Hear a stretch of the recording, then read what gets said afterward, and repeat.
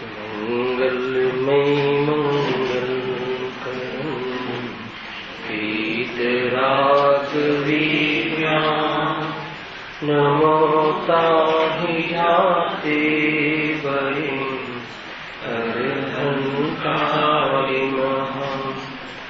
કરીમંગલ કરીહો ગ્રંથકરણ Coca તે મિલે સમાજ સો પામે નિજ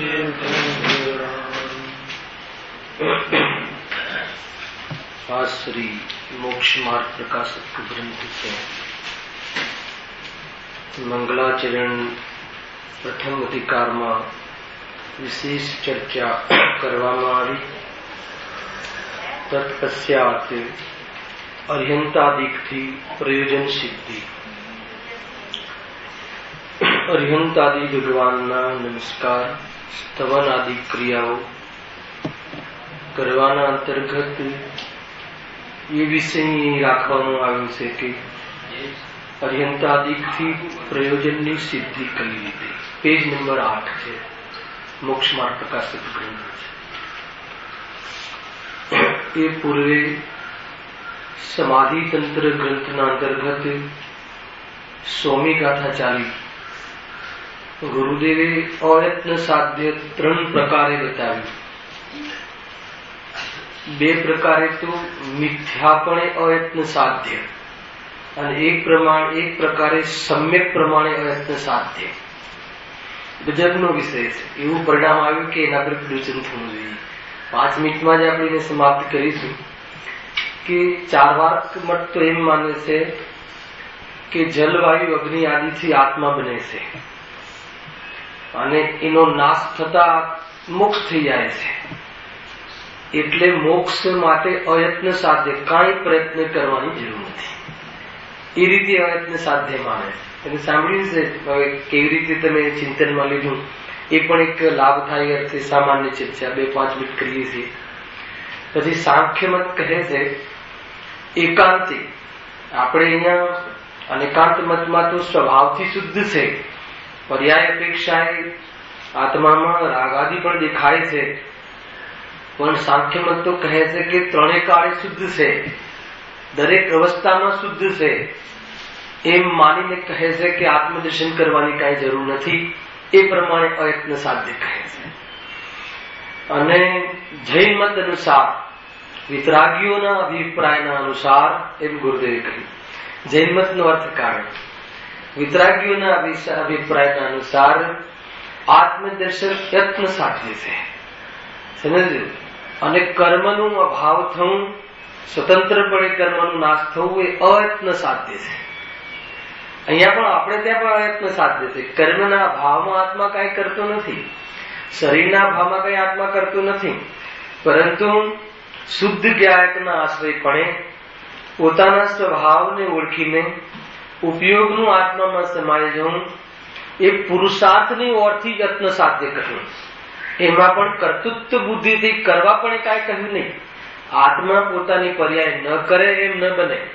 આત્મા જ્ઞાનપણે રહે અને જ્ઞાનનો વર્તમાન ઉપયોગમાં સ્વીકાર કરે. અકર્તાપણાનો ભાવ પ્રગટ થાય, કર્તાપણાનું ઝેર ઉતરી જાય. એ પ્રમાણેનો જે પુરુષાર્થ છે એ પુરુષાર્થ યત્ન સાધ્ય છે. તથાપી બધું સહજ સાધ્ય છે. બધું સમજ્યો હે ને? એ પણ એ વખતે થવા યોગ્ય થાય છે, એની હોનહાર છે. તે કાળે જ થવા યોગ્ય થયું છે, એની કાલલબ્ધિ છે. કર્મનું એ વખતે ખરી જવું એ નિમિત્તનો અભાવ એ નિમિત્ત સંભાય છે. અને સ્વભાવ જ્યાં વ્યાયકનો સ્વભાવ વિતરાગી હોય ત્યાં વિતરાગતા ન આવે તો શું આવે? એ સ્વભાવ સંભાય છે. અને એ પ્રમાણે પુરુષાર્થ સ્વીકાર જેનો પ્રગટ થયો છે એ 5 પ્રકારે સમવાયનું ત્યાં એક સાથે મળવું એ વાસ્તવમાં કાર્યની સિદ્ધિ છે. આ પ્રમાણે યત્ન સાધ્ય કહ્યું. યત્ન સાધ્ય પુરુષાર્થ વાચક શબ્દ છે. યત્ન સાધ્ય કર્તૃત્વ વાચક શબ્દ નથી. સમજો? કરવું પડે એમ નહીં. પુરુષાર્થ વાચક. પુરુષાર્થમાં કરવું નથી લેવું. આત્મામાં આ પ્રમાણે જ થવા યોગ્ય છે. આત્મા આ પ્રમાણે આત્માની પર્યાય એ પ્રમાણે મોક્ષ થવા યોગ્ય છે. એ પ્રમાણે યત્ન સાધ્ય કરવું. હજુ ઘણી આની ચર્ચા છે. હજુ એક તમારે આની ટીપ્સ જોઈતી હોય તો પર્યાય અપેક્ષાએ જોવામાં આવે તો આત્મા મોક્ષનો અને બંધનો કરતા છે, તમે સમજજો, પરંતુ કર્મ અને શરીરનો કરતા નથી. પર્યાય અપેક્ષા જોવામાં આવે. નિશ્ચય અપેક્ષા જોવામાં આવે તો આત્મા મોક્ષનો અને બંધનો જાણનાર છે, જ્ઞાતા દ્રષ્ટા છે, મોક્ષનો અને બંધનો કરતા નથી. અને વસ્તુ સ્વરૂપની અંદર જોવામાં આવે જે દ્રષ્ટિનો વિષય છે એ મુક્ત જ છે. આત્મામાં બંધ અને આત્માને શુદ્ધ થવું પડે, મુક્ત થવું પડે એવું સ્વરૂપ જ નથી. એટલે આત્મા પ્રાગેવ સ્વરૂપથી જોવામાં આવે તો અકર્તા છે. એ અકર્તા જે સ્વભાવ છે એ દ્રષ્ટિએ જોવામાં આવે એ દ્રષ્ટિનો વિષય છે. આ બહુ મહત્વપૂર્ણ ટીપ છે રીતુભાઈ. પરંતુ શરીરનો અને કર્મનો તો કોઈ પણ અપેક્ષા કરતા નથી. એ રીતે આપણું આ પેકેજ છે આત્મદર્શનનું. ખ્યાલમાં ન આવે તો ફરીથી રાજીશ. પર્યાય અપેક્ષા જોવામાં આવે તો મોક્ષ પરિણામનો અને બંધ પરિણામનો આત્મા કરતા છે. આત્મા સ્વયં બંધાય છે. આત્મા સ્વયં પોતાને બંધપણે અનુભવ કરે છે. પર્યાય અપેક્ષા જોઈએ તો અને મારે આ કરવું જોઈએ, મારે આ કરવું પડશે, કરી શકતો નથી, પણ ઉપયોગ એ રીતે બંધાય છે. આત્મા સ્વયં બંધાય છે, આત્મા સ્વયં પ્રાપ્ત કરે છે. આત્મા સ્વયં મૂર્ખતાના કારણે આખી દુનિયાનો કરતા માનીને પોતાને બંધુ કરે છે.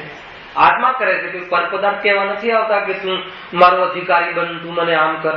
કદાચિત પત્ની અર્થાત તો ઘરના જે પરિવારજન એમ કહે કે તમે મારું કરો, તો પણ એનામાં મોહ જીવંત હોય કે હું કરી શકું છું અને મને કરવાનો ભાવ આવે તો હું કરવા પણ બંધાવું છું, છતાં કરી શકતો નથી.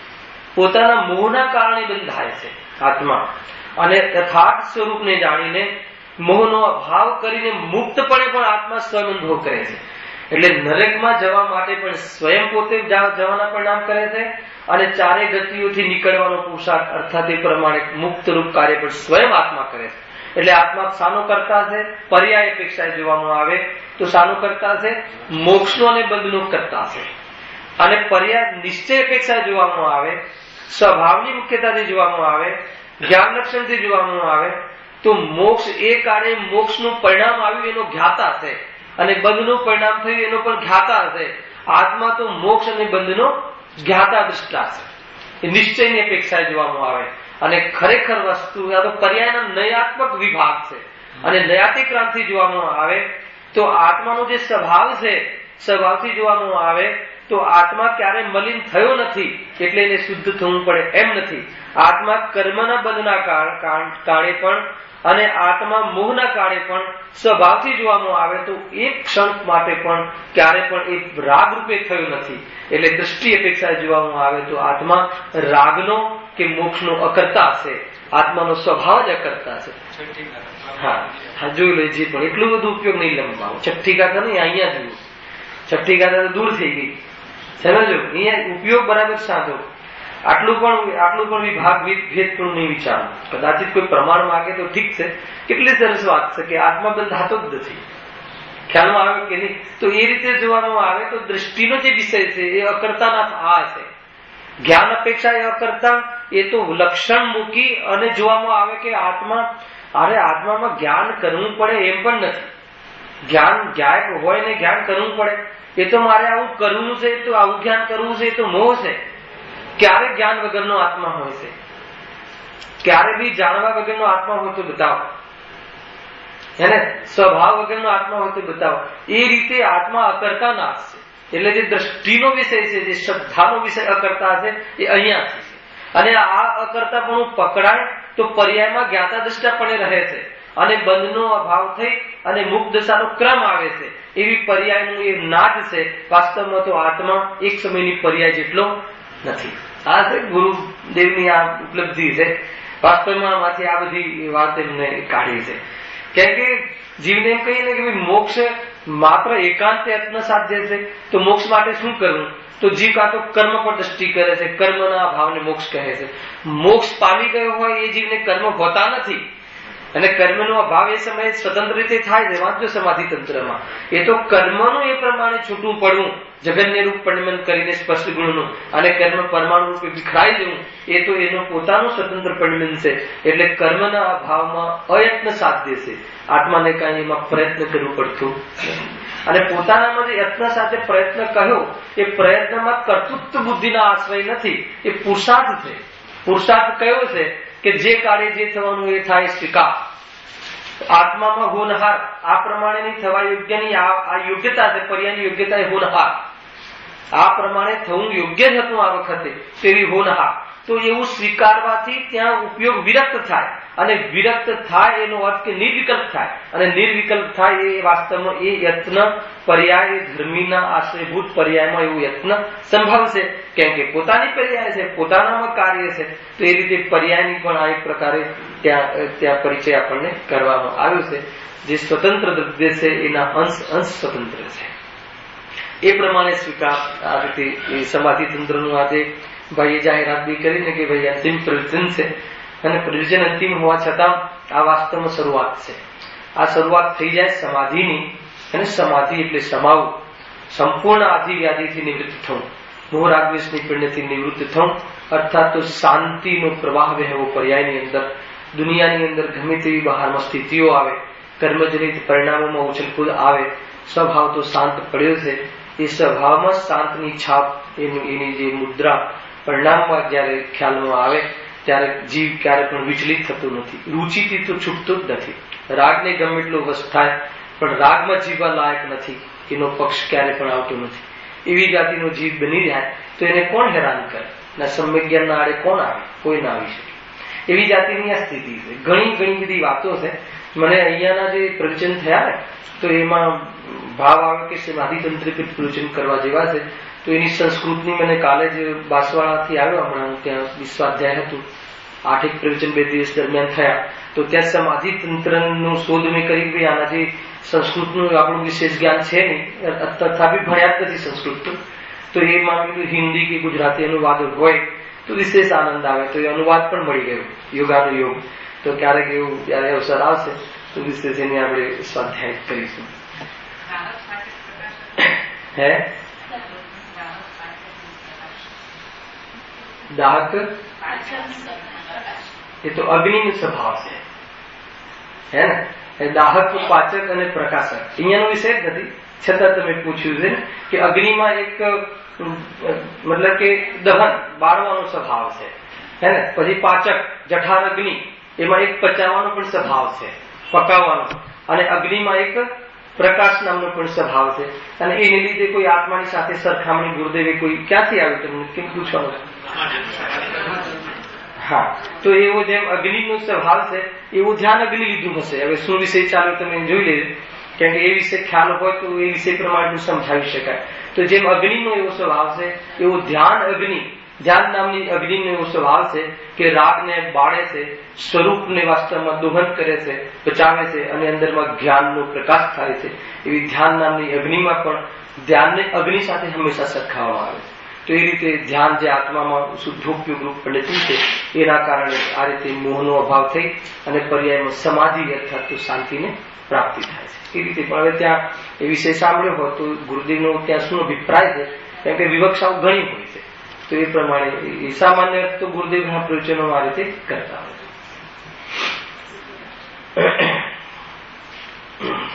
એટલે અમે લોકોએ આ ઉપાય કર્યો રાજેશભાઈ કે જે પ્રવચન ચાલતું હોય ને એના ઉપર ચર્ચા કરવાની. એટલો આનંદ આવે કેમ કે ગુરુદેવ ખાલી એક શબ્દ બોલે, 6 શબ્દ બોલે ને તો 5 પરમાગમમાં જેટલું વસ્તુનું સ્વરૂપ સિદ્ધ થઈ જાય. એટલી ગહેન એમાં ચિંતન છે ને એટલી ગહન એમાં સ્વરૂપની વાત આવે છે. એટલે અમે 6 વર્ષથી કરીબ રાખીશું, 6 વર્ષ થઈ ગયા એ પદ્ધતિ છે અમારે ત્યાં.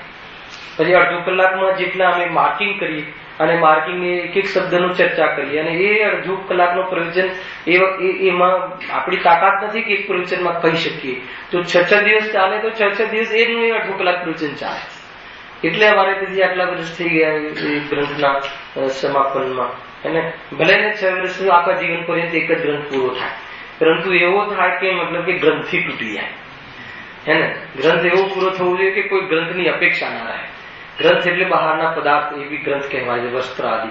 એને નિર્ગ્રંથ મુનિરાજ, એને કોઈ પણ ગ્રંથ એમને સંયોગમાં નહીં, અને ગ્રંથિ પણ નહીં. ગ્રંથિ એટલે ગાંઠ, મિથ્યાત્વની ગાંઠ પડી જાય કે નહીં ભણીએ તો જ ઉપાય, તો જ આપણું કલ્યાણ થાય, નહીં સાંભળીએ તો જ કલ્યાણ થાય, નહીં વ્રત કરીએ તો જ કલ્યાણ થાય, નહીં શરીરને સુકાવીએ તો જ કલ્યાણ થાય, શરીરને ઘાડીએ તો જ કલ્યાણ થાય. તો કેવી જે ગ્રંથિ થઈ જાય છે હે ને, એ ગ્રંથિનો ભેદ બધું હોય ખરું બાહ્યમાં, પણ આત્મદૃષ્ટિ કરવાથી બહારમાં રાગ ઘટે, તૂટે, એ પ્રમાણે વિયોગ થતો જાય છે. એવું જબરદસ્ત આપણું સ્વરૂપ છે નિર્ગ્રંથનો માર્ગ. પ્રાણો से भी प्यारा है કહીએ ને, કયા પ્રાણ? એ તો પ્રાણ છે, સ્વયં પ્રાણ છે. વિતરાગતા એ તો પ્રાણ છે, નિર્ગ્રંથતા તો મોક્ષ માર્ગનો પ્રાણ છે, અને પૂર્ણ નિર્ગ્રંથતા એ તો વિતરાગતા છે, સમજવા જેવું છે. ત્યાં પણ આ રીતે અધ્યાત્મ ચિંતન ને વિશેષ આ જ પકડ. કોઈ ભાઈ તો ત્યાં સોગાણજીનો બોલ લેવાનો હતો કે પર્યાયમાં બેસીને દ્રવ્યને દેખવાનું નથી. જે બોલતો એ હતો, થોડી 2 મિનિટ કહું શું વિષય હતો કે અજ્ઞાની જે ધારણા જ્ઞાન આટલું પરફેક્ટ થવા છતાં પણ, પંડિતાઈ આવી જવા છતાં પણ, સપનામાં પણ ભૂલ ન કરે કે દેહ અને આત્મા જુદો છે એવો ખ્યાલ આવી જવા છતાં પણ, 148 પ્રકૃતિ આદિનું સૂક્ષ્મ જ્ઞાન હોવા છતાં પણ, અને એટલું હોવા છતાં પણ જીવમાં એવી શું ભૂલ રહી ગઈ કે આત્મદૃષ્ટિ થતી નથી. એ 138 નો બોલ છે, જીતુભાઈ વાંચી લેજો. અને સુગાણીજીનો, આજે સુગાણીજીને પણ યાદ કર્યા હતા. ખ્યાલ આવ્યો કે નહીં કે પર્યાયમાં બેસીને દ્રવ્યને દેખે છે, દ્રવ્યમાં બેસીને દ્રવ્યને દેખવાનું છે. એનો વિસ્તાર કરવાનો હતો, છેલ્લા 2-3 પ્રવચન લીધા પણ હતા. પણ ઇન બિટવીન કોઈ ભાઈએ આ અર્હતાદિક પ્રયોજનની સિદ્ધિ વાળા પ્રશ્ન પૂછ્યા કે આમાં જે વિશુદ્ધિ કહી છે, અને આપણે એક પ્રયોજન ચાલવાનું છે, અને જે અહીંયા પાછળ નિમિત્ત ઉપાદાનની ચિઠ્ઠી છે એમાં જે વિશુદ્ધિ કહી છે હે ને, કે એમાં જે ગર્ભિત શુદ્ધિ કહી છે, એ બંનેમાં શું સમાનતા છે અને છે કે નહીં સમાનતા, તો એ સંબંધી વિશેષ વિચાર કમસે કમ 4 પ્રવચનના માધ્યમથી અને છૂટી છવાઈ ચર્ચાના માધ્યમથી ત્યાં વિશેષ થઈ. એને તો વિષય પણ આપણો યોગાનુયોગ એ જ આવી ગયો છે. તો જેટલું ત્યાં ચિંતન હશે એનો લાભ પણ આપણને અહીંયા વિશેષ આ પ્રકરણમાં થશે. જો પેજ નંબર 8, અર્હતાદિકથી પ્રયોજનની સિદ્ધિ, એ પહેલાનો પેરેગ્રાફ કદાચિત મને યાદ આવે છે કે અહીંયાથી પણ ગયો હોય, છતાં વાંચી લઈએ છીએ અનુસંધાનમાં. જે વડે સુખ ઉપજે વા દુઃખ વીણશે એ કાર્યનું નામ પ્રયોજન છે. અર્હતાદિકથી જે પ્રયોજનની સિદ્ધિ થવાની છે એ પ્રયોજન કયું છે? તો એ પ્રયોજન યાદ કરાવે છે. શું પ્રયોજન છે અશોકભાઈ? કે જે વડે સુખ ઉપજે અને દુઃખનો અભાવ થાય, વીણશે, નાશ થાય, એ કાર્યનું નામ પ્રયોજન. એ કાર્ય આપણું પ્રયોજન છે. કઈ વિધિ વડે સુખ ઉપજે? લગ્ન કરવાથી સુખ ઉપજે? બતાવો. ધન કમાવાથી સુખ ઉપજે કે ભક્તિથી સુખ ઉપજે? અને આપણે જે માન્યતાઓ રાખી છે ને કયા કાર્યથી સુખ ઉપજે, એને કાંઈ પણ ઝઘડો થાય તો મંદિરમાં આવી જાય તો સુખ ઉપજે, એને એ આપણે જે રાખ્યું છે નવકાર મંત્ર ગણી લઈએ તો સુખ ઉપજે. પકડ એ છે કે અર્હતાદિકથી નિમિત્ત કથન છે. હવે કેવી રીતે આપણે પ્રવેશ કરીશું વિષયમાં, જેટલા બી દિવસો જાય પણ આપણું મહત્વપૂર્ણ પ્રકરણ છે, પૂરા મોક્ષમાર્ગ પ્રકાશકની નીવ છે આ. અને આજે પણ આવ્યું હતું એક બહુ સારી વસ્તુ ગુરુદેવે એમ કહ્યું ને કે આજ્ઞામાં રહીને કહ્યું ને, અને આજ્ઞામાં બહાર જઈને 2 વાત કહી હે. હા, તો આજ્ઞા, ભગવાનની આજ્ઞા પૂર્વ, એક આજ્ઞા સમ્યક્ત નામનું સમ્યક્ત છે. તો ભગવાનની આજ્ઞાથી સમ્યક્ત થાય એમ નહીં, ભગવાને જે કહ્યું છે એ પૂર્વક આજ્ઞામાં રહીને જ સમ્યક દર્શન થાય છે. કેમ એમ કહ્યું ખબર છે?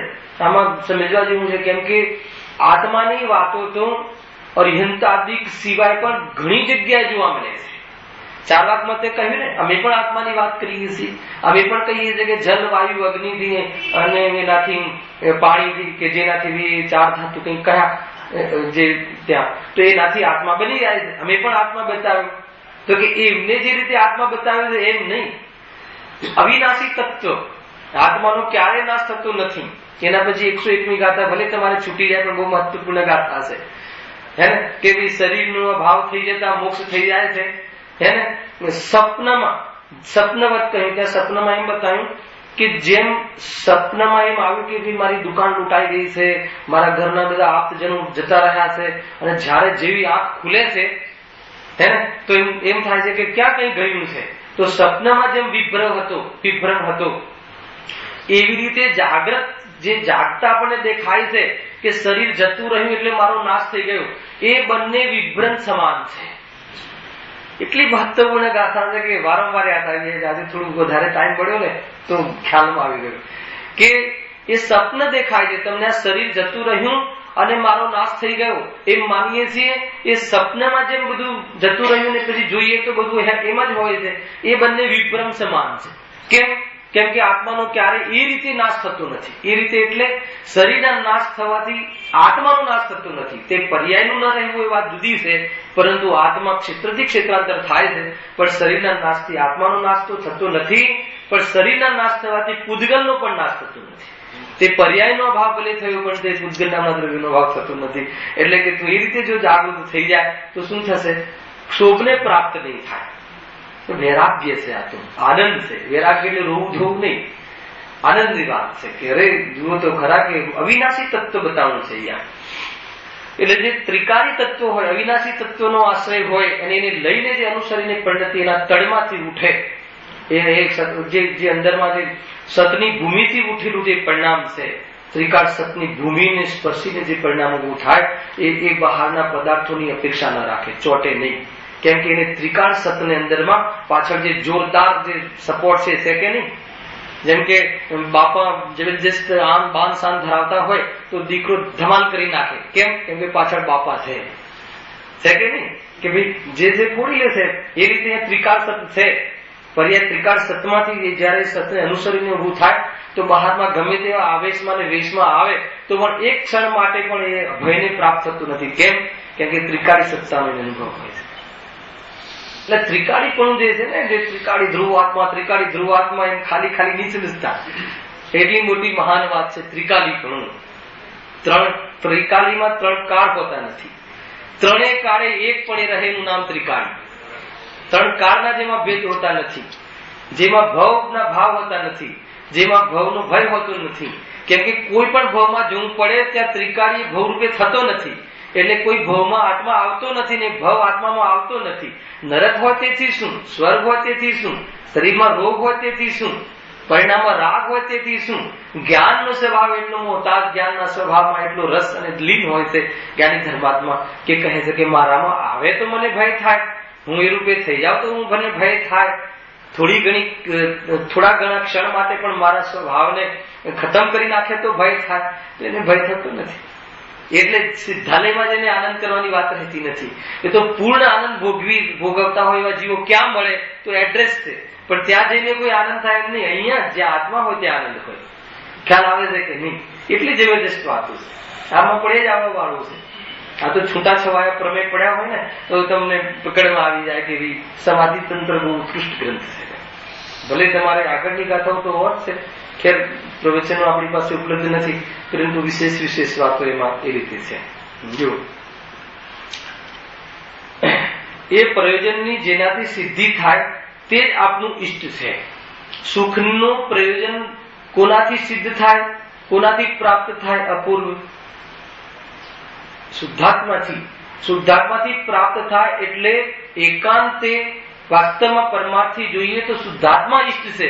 પણ એ શુદ્ધાત્મા જેને બતાવ્યો, જેને અનુભવ્યો, જેને પર્યાયમાં પ્રાપ્ત કર્યો અને જેના દ્વારા આપણને આપણા ઉપાદાનમાં નિમિત્ત પણ બન્યું, એવું કોણ હોઈ શકે?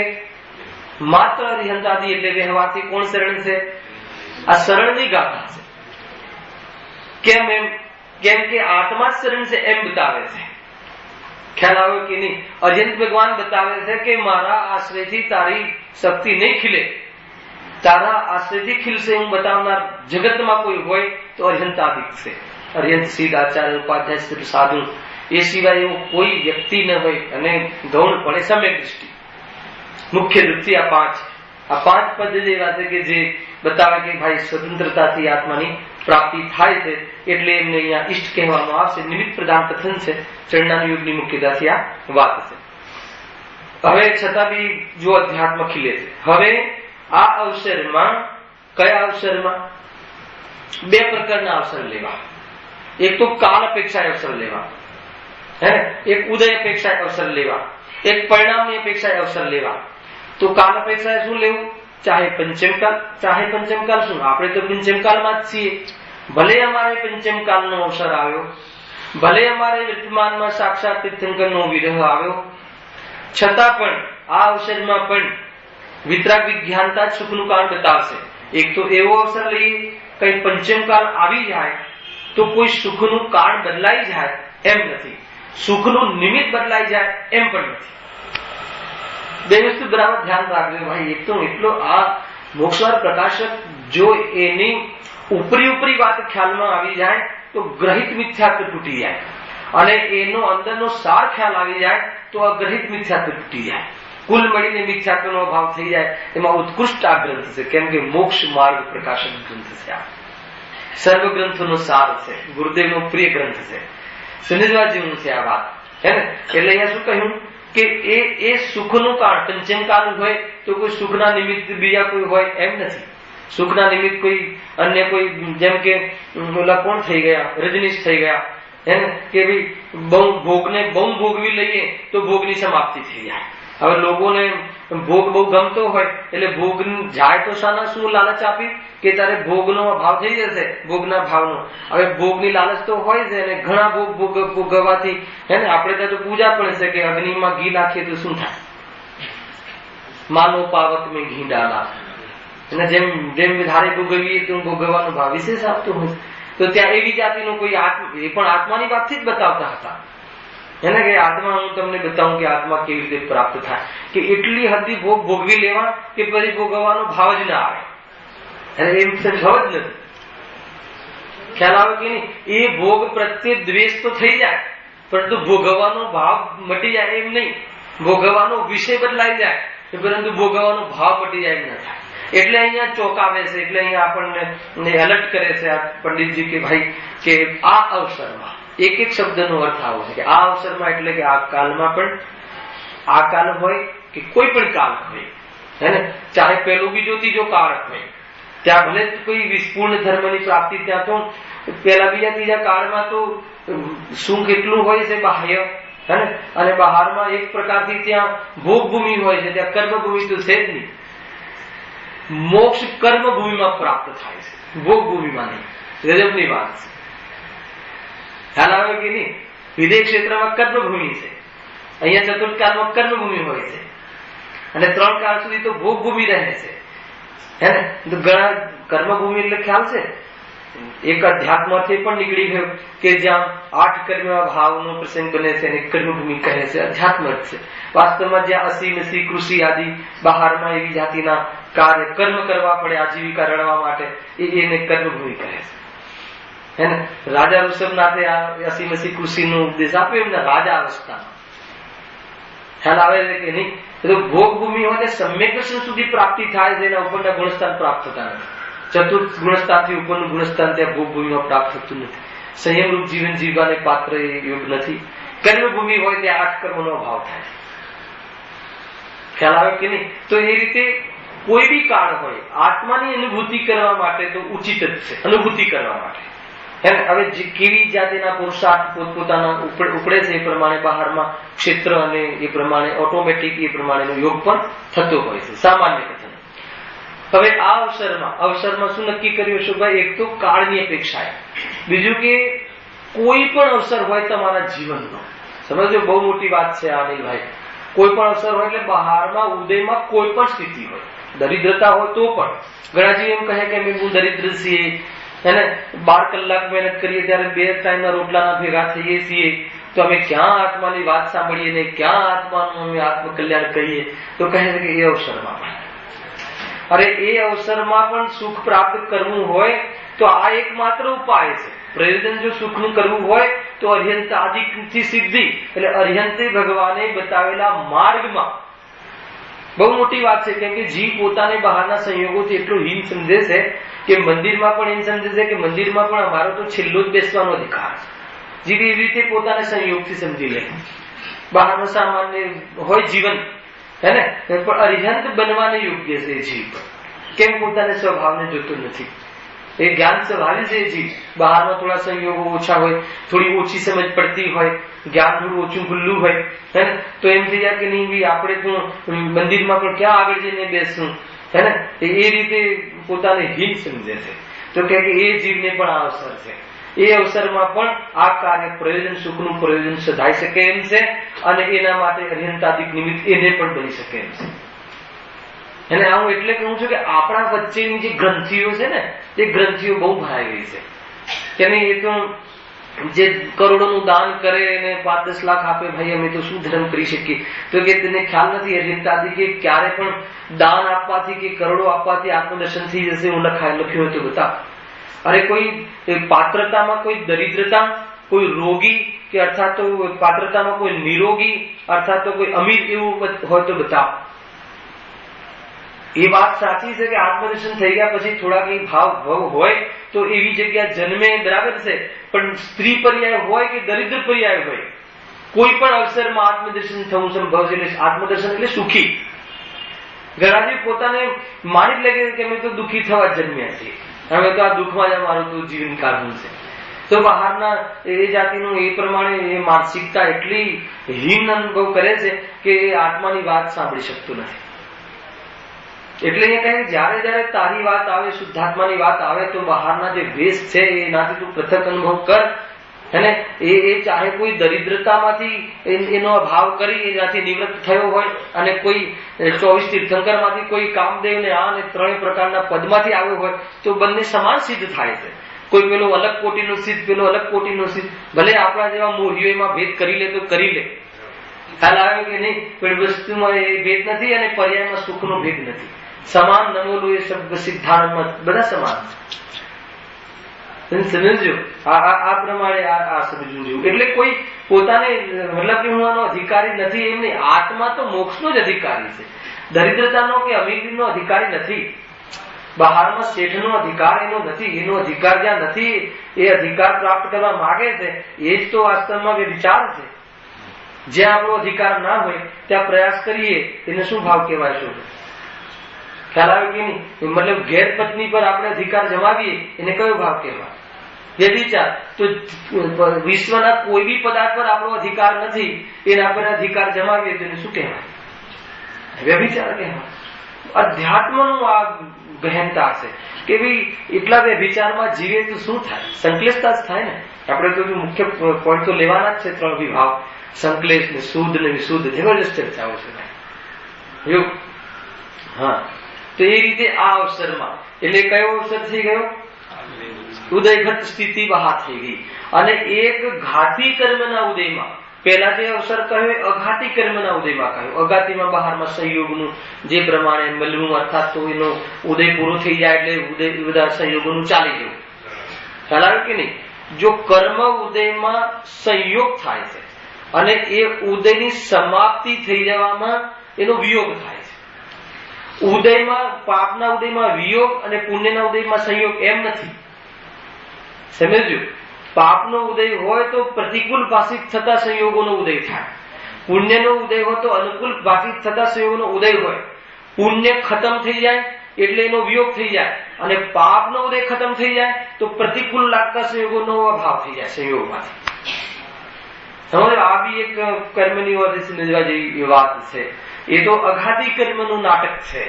પણ ઘાતી કર્મના ઉદયમાં જે આત્મામાં ઘાત કરવામાં નિમિત્ત બનવા વાળા જે કર્મ છે, કોઈ જીવને વિશેષ સંકલેશતા, વિશેષ પરિણામ એ રીતે જીવનમાં ચીડિયો સ્વભાવ રહેતો હોય, એને વારંવાર મતલબ એવો રહેતો હોય, તો કહે એવા સ્વભાવ વાળા જીવને પણ અવસર છે. ખ્યાલ આવે કે નહીં? આખું જીવન એ રીતે વીતે. ઘણા જીવ એવા હોય કે વાતમાં મતલબ કે ખોડ કાઢવાની આદત હોય, વાતમાં એવા હોય, પણ એનો અર્થ એવો નથી કે એ જીવ પણ એને પણ અવસર નથી.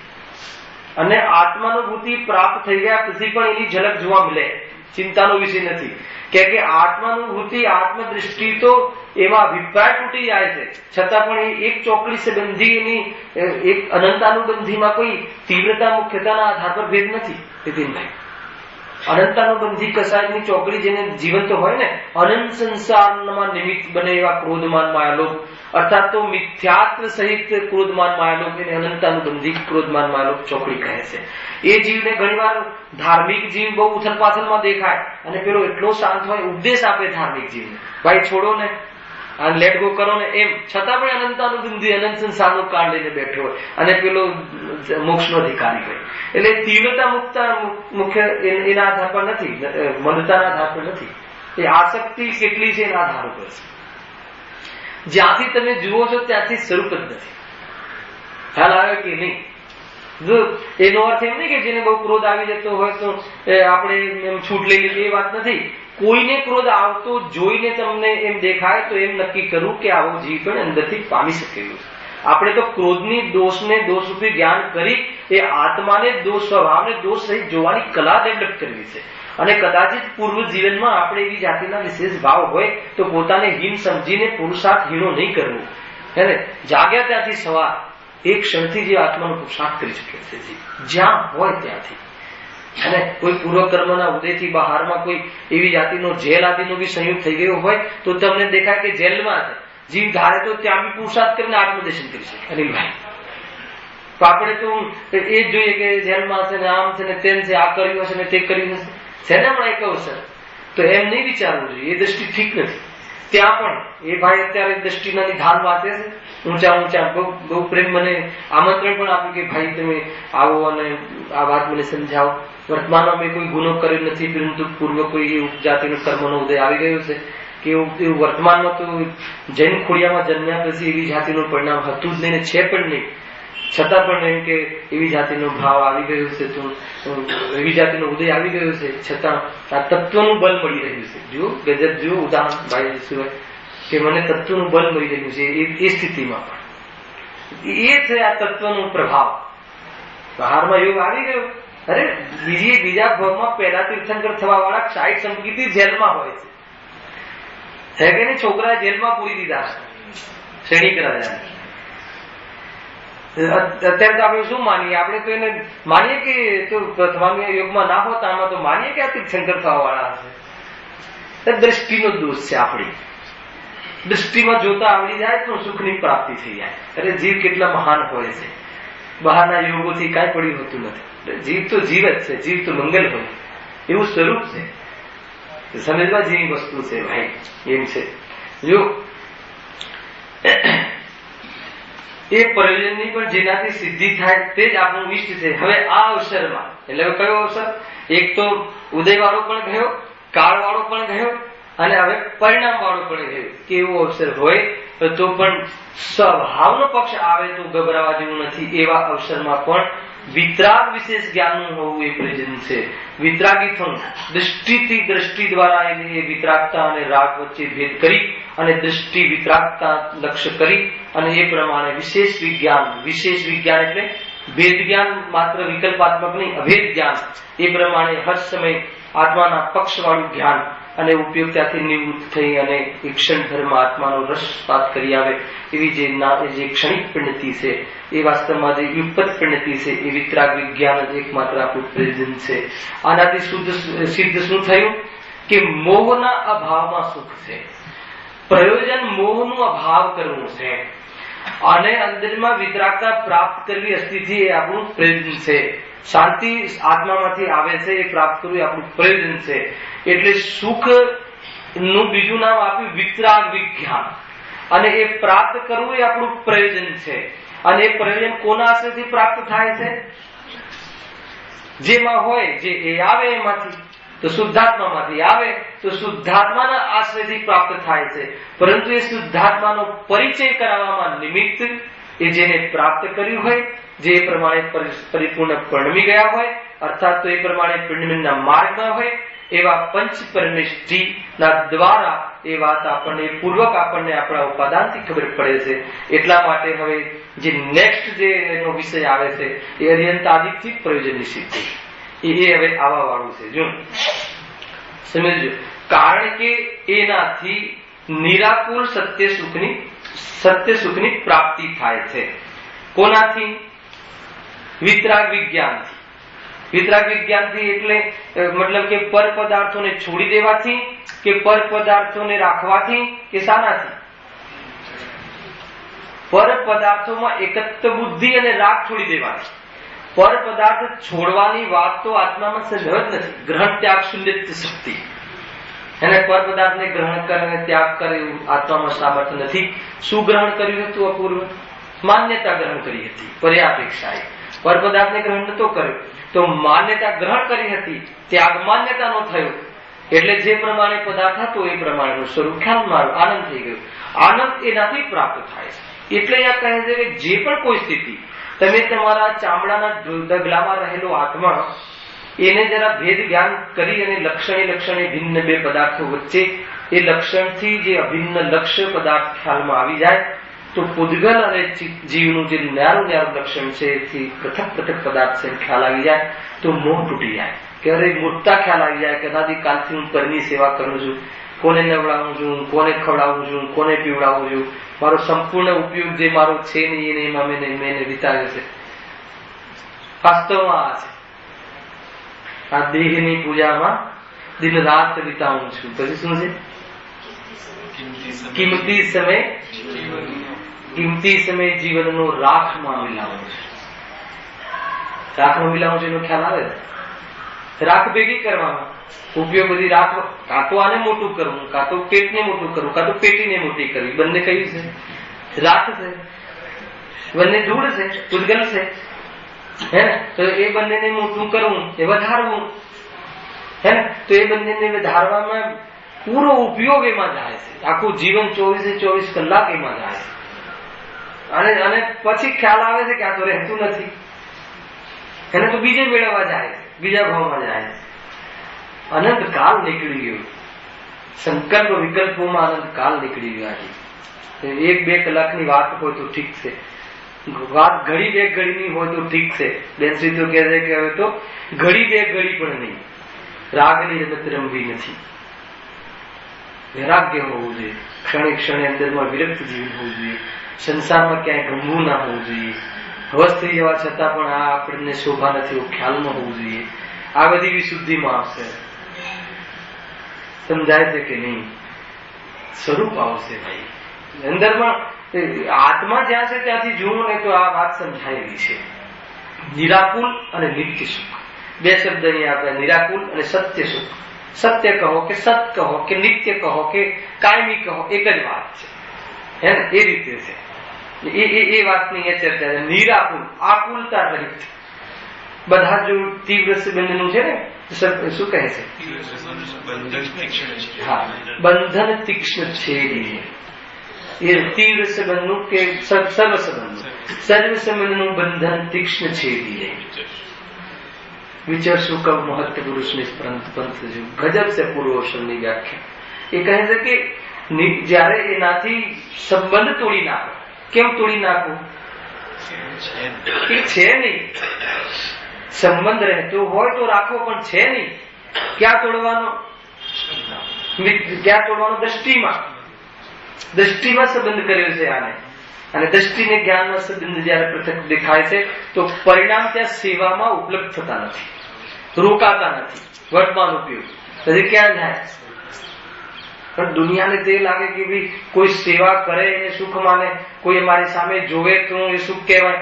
દુનિયામાં બરાબર આપણે રચ્યા પચ્યા રહીએ ને અનિલભાઈ, દુનિયાની સેવામાં, બહારના પેલા લૌકિક વ્યવહારમાં એમાં એને જીવ નિવૃત્ત થાય અને પછી એમાં લાગી જાય. વેપારથી નિવૃત્ત થાય પછી એ પક્ષ પકડી લે. સમાજ સેવા વિશે એક પ્રવચન રાખીશું આપણે. કુટુંબ પ્રતિબંધ. મતલબ કે કુટુંબ પ્રતિબંધ એટલું મોટું ઝેર છે, હે ને? એટલું મોટું ઝેર છે કે એના જેવું કોઈ મોટું ઝેર નહીં. કે તમારી બધી વાત સાચી કે આત્મા શુદ્ધ છે, આત્મા આનંદ ગુણનો પિંડ છે, પરંતુ એ કુટુંબ પ્રતિબંધ છે. શું કરે કે અત્યારે છોકરાઓ નાના છે, આજીવિકા આમ છે ને તેમ છે, તો આવું કુટુંબ પ્રત્યે જે બંધાય છે સ્વયં અભિપ્રાયમાં કે હું ચલાવી શકું છું, એ અભિપ્રાયમાં કુટુંબ પ્રત્યે બંધાય છે. અને મારા વગર આ કીર્તિ મોટા થશે તો તમે કાયમી રહેશો અહીંયા. 80 વર્ષનો બાપ હોય તો બી એનું બાળક એને બચ્ચું જ દેખાય. એ વખતે બહારગામ જતો તો પૂછે કે બેટા બરાબર સાલ રાખી છે કે નહીં, એને દીકરો હંમેશા નાનો જ દેખાય. કેમ કે એને પોતાને બાપ માને છે, આત્મા માને છે. બધી વાત ખતમ થઈ. ખ્યાલ આવે છે કે નહીં? બરાબર છે કે નહીં ભોગીભાઈ? છોકરો લંડનમાં રહે છે કે હૃદયમાં રહે છે? ખ્યાલ આવે કે નહીં? એ છે ભાઈ, પોતાને બાપ માને તો દીકરાનું લક્ષ્ય થાય ને. દીકરાનું લક્ષ્ય હોય એને બાપ કહે છે. ખ્યાલ આવે કે નહીં? દીકરો હોય એને બાપ નથી કહેતા, દીકરાનું લક્ષ્ય હોય એને બાપ કહે. કેમ કે દીકરો તો જ્ઞાનીને પણ હોય છે સંયોગમાં, પણ લક્ષ્ય છૂટી ગયું હોય છે એટલે તો નિવૃત્ત થઈને મુનિ થઈ જાય છે. કેટલી આમ પૂર્વક કેવી સીધી વાત છે કે છન્નું જ્યાં રાણી અને કઈ કર્મ એવા ઉદય આવી ગયો પાપનો અથવા પુણ્યનો ઉદય ખતમ થઈ ગયો એટલે નીકળી ગયા.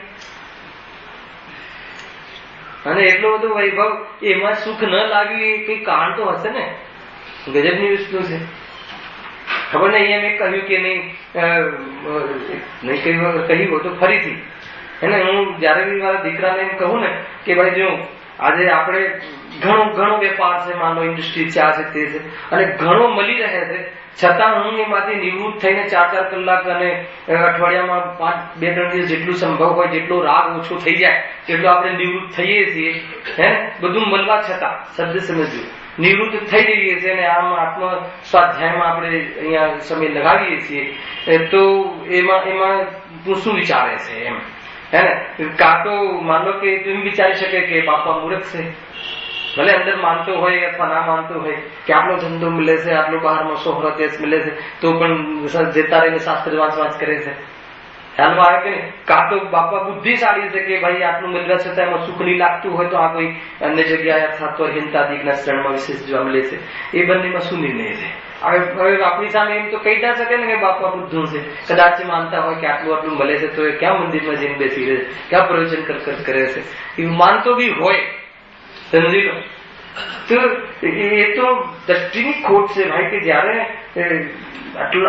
એ રીતે તીર્થંકરોનું આવે છે ને કે જો આમાં સુખ હોત તો ક્યું ત્યાગત છે ને, આખી કોઈ કવિતા પડે તો જો એમાં સુખ લાગ્યું હોત તો કેમ ત્યાગ કર્યો હોત એમ. તો એ એટલા બુદ્ધિશાળી જીવોને પણ જયારે એમાં સુખ નથી લાગ્યું એવું કઈ વાત તો હશે ને. એકદમ ન્યૂ કમર્સ હોય ને, નવા જીવો આવે એ અહીંયાથી વિચાર કરે કે આટલા મહાન વ્યક્તિઓ જયારે બહારમાં આટલું દેવ યોગે એટલું બધું બહારમાં હોય છે છતાં પણ એમાં એમને કેમ સાર નહીં લાગતો હોય, કાંઈક તો કારણ હશે ને. એમ વિચારવાથી બી આંદોલિત થાય મન કે નહીં કંઈક વિચારવા જેવું તો છે. તો એ રીતે છે બધું. એ રીતે ઘણી રીતે અહીંયા વિચારવા જેવું છે. જીવને ગમે એમ કરીને ડેવલપ કરવા જેવું, એમ પર્યાયમાં વિચાર કરવા જેવું. ને તો બધું જ આ દેહની પૂજામાં દિન રાત વિતાવું છું, કિંમતી સમય રાગમાં મિલાવું, રાખમાં મિલાવું છું. હાથમાં કઈ નહીં આવે, હવામાં મુઠ્ઠી કરવાથી કાંઈ નહીં હાથમાં આવે. એમને ચાલ્યા જશું એમ. મફતનો વોચમેન છે, ખ્યાલ આવે કે નહીં? પેલા ફેક્ટરીનો વોચમેન રાખ્યો હોય ને એમ તો પગાર બી મળે. ખ્યાલ આવે કે આપણે જો એને બરાબર સાચવીએ કે એનો 1 પૈસો ઓછો ન થઈ જાય અને પછી કદાચ ધક્કો પણ મારી દે. મફતમાં શું, મફતમાં નહીં, કદાચ સજા પણ કરે. એ વખતે એટલો ભાવ ઓછો હતો, એટલી બુદ્ધિ નથી કે 2 ખેતર લઈ લઈએ. ખ્યાલ આવે કે સરવાળે તો અભ્યાસ જ મળે નીતિનભાઈ, છે કે નહીં? કેટલી જગ્યાના ભાવ ઓછા હતા, 200 રૂપિયા હતા, લઈ લેવી જોઈએ, કાંઈ પણ કઈ કર્યું નહીં. અને 10 લાખ રૂપિયા લખાવતા ગયા મંદિરમાં, કાંઈ પણ એ રીતે તો કાંઈ. તો કાંઈ જો તમે જેની સેવા કરી રહ્યા છો ને, હું એમ નથી કહેતો કે દીકરા પ્રત્યે દ્વેષ કરવો, આશા નહીં રાખવી. પુણ્યનો ઉદય હોય તો પડોશીઓ સેવા કરી જાય, પાપનો ઉદય હોય તો મતલબ કે ગ્રહસ્થાશ્રમમાં મૂકી આવે, વૃદ્ધાશ્રમમાં મૂકી આવે, કરોડો હોવા છતાં કાંઈ એમાં ભરોસો નહીં કર્યો. બહારમાં કરોડો રૂપિયા હોવા છતાં એવા ફેમિલી પડ્યા છે કે બાપાને એક ભાઈ રાખવા તૈયાર ના થાય. કરોડો રૂપિયા નોકરોના માટે રૂમ છે ઘરમાં, બાપા માટે રૂમ નથી, એવા ફેમિલી છે. શું કરશે બધા? નોકરો માટે સેપરેટ કોટેજ છે બંગલાઓમાં, અને બાપાને ગ્રહસ્થ ત્યાં વૃદ્ધાશ્રમમાં મૂક્યા આવે.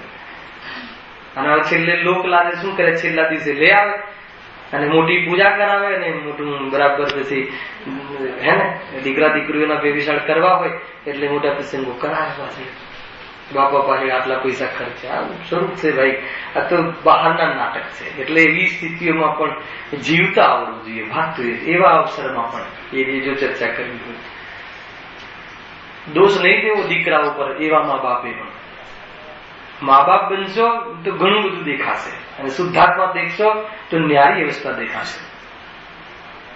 સમજવા જેવું છે. જીવતા આવડવું જોઈએ ભરતભાઈ, ખ્યાલ આવે છે? આત્માના આશ્રય જે જીવી જાણે તો જીવી જાણે, એનું જ વાસ્તવમાં જીવન છે. બાકી તો હર સમય ભાવ મરણ છે, હર સમય ભાવ મરણ છે. આ વૈરાગ્ય જીવંત રાખજો. વૈરાગ્ય જીવંત નહીં રહે તો પ્રવચનનો જે મતલબ કે જે ઉપદેશ છે એ લેખે નહીં લાગે. પહેલા વૈરાગ્ય ભૂમિ હોય છે અને સિદ્ધાંત બોધ નિમિત્ત બને છે. નિમિત્ત તો સિદ્ધાંત બોધ બને છે. છદ્રવ્યનું સ્વરૂપ ને સાત તત્વોની પૃથકતા, નવ પદાર્થથી બી छिपी हुई ज्ञान ज्योति, નવ રૂપે પરિણમન કરવા છતાં જ્ઞાન તો જ્ઞાન નહીં છે. નવપણે થતો નથી, મોક્ષપણે થતો નથી, કેમ કે બંધપણે થયો હતો. જીતુભાઈ પકડાય છે વાત, જબરજસ્ત વાત છે. જો જેમ નાચે એમ નાચે. જ્ઞાન નાચે તો રાગ એને આશ્રય આવે જ નહીં. એવી ગોદમાં રહે જ્ઞાની પરમાત્મા પોતાની, કે બહારથી પ્રભાવિત ન થાય. જ્ઞાનની ગોદમાં પરિણામ રહે, દ્રવ્યમાં બેસીને દેખે, સ્વરૂપમાં મુસ્ત હોય, બહારના પરિણામો છુવે નહીં, ભય હોય નહીં. એ રીતનું આ સ્વરૂપ થાય છે. આ સુખનું તમને ભાજન કરાવવું છે કે સુખ કેવું હોય છે અને કેવી રીતે સુખની પ્રાપ્તિ થાય છે.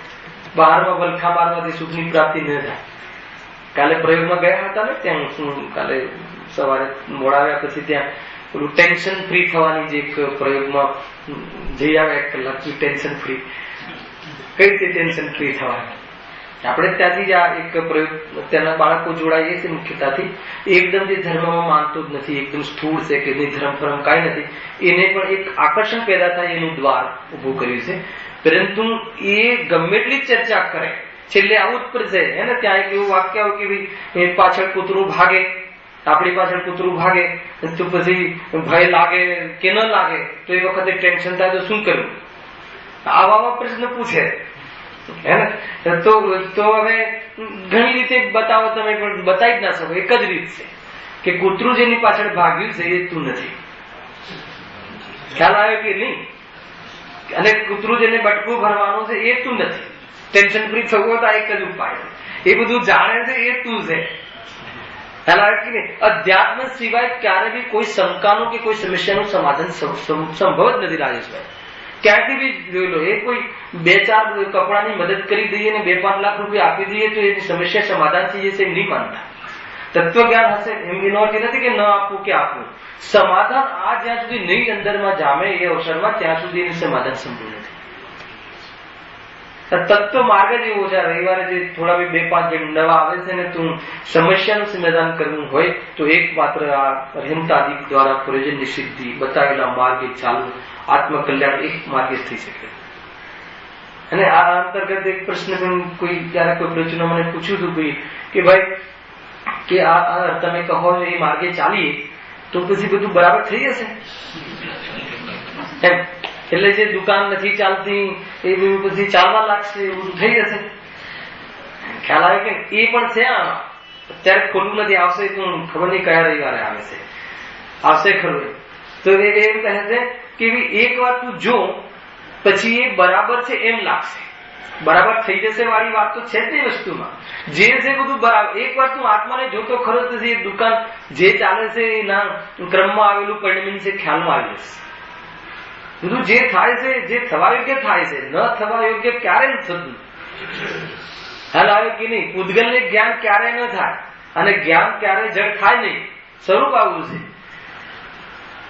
એટલે એ પ્રમાણે એ તો તારે આવી પર્યાય જોવે છે એ સમય, એ તો તારી ભૂલ છે કે એ પદાર્થ તારા પણ પરિણમે. એ તો સૌથી મોટું ટેન્શન છે. અને એ ટેન્શન દૂર કરવું હોય તો આ સમજવું પડે. ખ્યાલ આવે કે નહીં? અને એ તો આપણે આ શું કરે, તો જે રીતે બહારની પરિસ્થિતિ બનતી હોય છે તે બાળકો લાખ રૂપિયા ભરીને પેલી ત્યાં ક્લાસ ભરે છે ને લિવિંગ લાઈફના, તો આર્ટ ઓફ લિવિંગ લાખ રૂપિયા આપી દે. સમજ નથી પડતી કે એ શું શીખવાડશે કે જેને ખબર નથી આત્માની. કઈ રીતે આર્ટ ઓફ લિવિંગ શું શીખવાડશે? સભ્યતા, સાચી સભ્યતા મા બાપ શીખવાડે, ઘરમાં જે ઘરેલું. અને વાસ્તવમાં આત્માની સભ્યતા ગુરુ શીખવાડે. એ સિવાય ત્રીજી જગ્યા દેખાતી હોય તો સમજી લો તમારો અહિત થશે. ખ્યાલ આવે કે નહીં? મા બાપ જ એક હિતકારી હોય છે કે ઘરની સભ્યતા શીખવાડે કે બેટા આ રીતે જીવવું, આ રીતે જીવવું, અને ગુરુ જ એક સ્વયં એ માર્ગે ચાલેલા છે એટલે પરિણામની સભ્યતા શીખવાડે. એ સિવાય ત્રીજો કોઈ વ્યક્તિ દેખાતો હોય તો સમજી લો કે જે ત્યાં લૂંટાશે, છલાશે. ખરું વાત આર્ટ ઓફ લિવિંગ, પંચ પરમિષ્ટિ જે લિવિંગ જે જીવી રહ્યા છે, વિતરાગ જ્ઞાનમય, સુખમય, આનંદમય, અરે એની દ્રષ્ટિ થઈ જાય તો ઘરમાં રહેતા આવડી જાય. જેટલા સમય રહેવું પડે એવી દ્રષ્ટિ થઈ જાય તો ઘરની અંદર પણ શાંતિથી રહે. અરે આત્મા તત્વ સમજી જાય, માત્ર અનુભવની વાત નથી, તો બહારનો વ્યવહાર સુધરી જાય. અને આત્માની પ્રાપ્તિ, પરમાર્થ પ્રાપ્ત થઈ જાય તો નિશ્ચય વ્યવહારની સંધિ એના જીવનમાં કાયમી રહે. સમજવા જેવું છે. તો અહીંયા જ છે આર્ટ ઓફ લિવિંગ. તો બીજો કોઈ ઉપાય જ નથી રાખે છે ક્યાંય કોઈ આર્ટ ઓફ લિવિંગ, આર્ટ કઈ રીતે જીવે, કેવી રીતે જીવવું પર્યાયમાં એ કોણ શીખવાડી શકે? અમૃતચંદ્ર આચાર્ય, કંકનાચાર્ય દેવ સિવાય, ગુરુદેવ સિવાય, ટોડરમલ સિવાય એવું કોણ શીખવાડી શકે? કોઈ ના શીખવાડી. કારણ કે આપણે ત્યાં બધે 12 લાખ રૂપિયા ખર્ચીને જીવવા માટે બહાર ફેરફાર કરવાનું શીખવાડે. અહીંયા કહે કે તું તારાને સમજી જા, તો કહે કે બરાબર જીવી શકીશ. બીજો કોઈ ઉપાય છે જ નહીં, બહારની સ્થિતિ તારા આધીન છે નહીં. એટલે અહીંયા એ લીટીમાં પણ બધું સંભવ છે કે કયા અવસરમાં આ દરેક અવસર આવ્યો છે, કેવી રીતે જીવવું એ અવસરમાં આપણને આવડવું જોઈએ. બહારના સંયોગોથી ને બહારના ઉદયોથી ગભરાવું નહીં. એવા ઘણા જ્ઞાનીઓ છે કે જેને અપયશમાં શું થયું સીતા જોડે, બેન શું થયું સીતા માતા જોડે? સમ્યક દ્રષ્ટિથી નિંદા થઈ કે નહીં? પોતાના પતિ દ્વારા ત્યાગ થયો. અરે એવા જ્ઞાનીના જીવનમાં પણ બહારમાં કર્મ ના ઉદયમાં સ્થિતિ જોવા મળે છે. એમને શું કહ્યું કે હે રામ, લોકવાયકામાં આવીને તમે મારો ત્યાગ કર્યો તો ભલે કર્યો, પણ ક્યારે આત્માનો ધર્મ છોડતા નહીં. ખ્યાલ આવ્યો કે નહીં? તો કોઈ સંયોગોથી કોઈ આગળ પાછળ થવાની જરૂર નથી. અંદરમાં સ્વરૂપ એકવાર જામી જાય તો બસ જામી જાય જીવ, ત્યારથી એનું જીવન ચાલુ થાય છે. ત્યાં સુધી જીવ મોવો છે, મરેલો છે પર્યાયની અંદર, ભલે ગમે તે હોય. તો એ રીતે સમજવું મુખ્ય. તો આપણે ઉત્થાનિકામાં સમય જાય છે લગભગ જયારે પ્રવચન સ્ટાર્ટ થાય છે. પરંતુ હવે અર્યંતાદિકથી પ્રયોજનની સિદ્ધિ એના અંતર્ગત એમાં જો એક લીટી વાંચીને ખાલી ભૂમિકા બતાવી દઉં છું, પછી શનિવાર રવિવાર જે 2 પીરિયડ આવશે નિરંતર એમાં જોઈ લઈશું. વળી એ પ્રયોજનની સિદ્ધિ શ્રી અર્યંતાદિક વળી થાય છે કેવી રીતે તે વિચારીએ છીએ. આત્માના પરિણામ 3 પ્રકારના છે: સંકલેશ, વિશુદ્ધ અને શુદ્ધ. અર્યંતાદિકથી પ્રયોજનની સિદ્ધિમાં પ્રથમ અડધો જે પેરેગ્રાફ છે એમાં પરિણામનું અર્યંતનું નામ જ આપતા નથી પંડિતજી. એમાં પરિણામ બતાવે છે, બંધ અબંધ સમજાવે છે કે આ બંધન છે, આ પરિણામ દુઃખરૂપ છે અને આ સુખરૂપ છે. પછી એ અર્યંતાદિના સ્તવન આદિથી એનો રોલ બતાવશે કે એમનો તમારા જીવનમાં શું રોલ છે, નિમિત્તપણામાં કઈ રીતે એમનું બાહ્યમાં આદર સત્કાર હોય છે. એ પ્રમાણે અર્યંતાદિકથી પ્રયોજનની સિદ્ધિનો મહત્વપૂર્ણ વિષય છે. એ નેક્સ્ટ શનિ રવિ આપણે એની વિશેષ ચર્ચા કરીશું. સહેજાનંદી